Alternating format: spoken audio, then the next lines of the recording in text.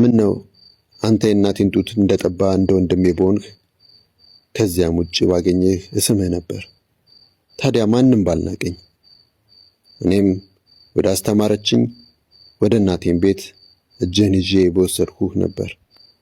የምትጠጣውን ጣፋጭ ወይን ጠጅ የሮማኔን ጭማቂን በሰጠው ግራ እጁን ተንተርሻለሁ፣ ቀኝ እጁም አቅፎኛል።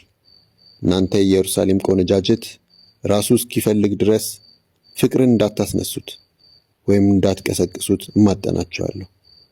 ባልንጀሮቿ ውዷን ተደግፋ ከምድረ በዳ የምትወጣ ይህች ማናት?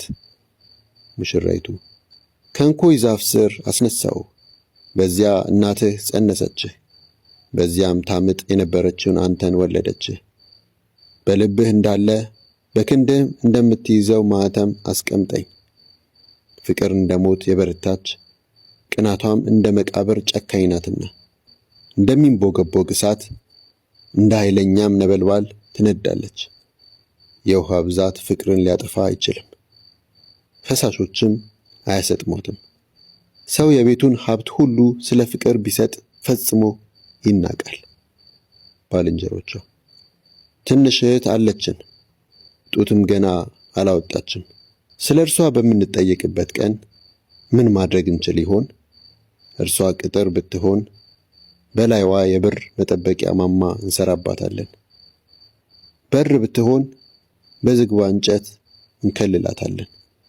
ሙሽራይቱ እነሆ እኔ ቅጥር ነኝ፣ ጡቶቼም እንደማማ ግንቦች ናቸው። እኔም በዓይኖቹ ፊት ሰላምን እንደሚያመጣ ሰው ሆኑ። ሰለሞን በቤላሞን የወይን ተክል ቦታ ነበረው። የወይኑን ተክል ቦታም ለአትክልተኞች አከራየው። እያንዳንዳቸውም የፍሬውን ዋጋ 1,000 ሰቅል ብር ያመጡለት ነበር። የወይኔ ተክል ቦታ የራሴ የግሌ ነው። ሰሎሞን ሆይ 1,000 ሰቅል ላንተ፣ ፍሬውን ለሚጠብቁ ደግሞ 200 ይሁን። ሙሽራው አንቺ በአትክልቱ ቦታ የምትኖሪ ሆይ ባልንጀሮቼ ድምፅሽን ይሰማሉ፣ እስቲ እኔም ልስማው። ሙሽራይቱ ውዴ ሆይ ቶሎ ናልኝ፣ ሚዳቋን ወይም በቅመም ተራራ ላይ የሚዘል የዋልያን ግልገል ምሰል። ምን ነው አንተ የእናቴን ጡት እንደጠባ እንደ ወንድሜ በሆንህ ከዚያም ውጭ ባገኘህ እስምህ ነበር። ታዲያ ማንም ባልናቀኝ። እኔም ወደ አስተማረችኝ ወደ እናቴም ቤት እጅህን ይዤ በወሰድኩህ ነበር። የምትጠጣውን ጣፋጭ ወይን ጠጅ የሮማኔን ጭማቂን በሰጠው ግራ እጁን ተንተርሻለሁ፣ ቀኝ እጁም አቅፎኛል። እናንተ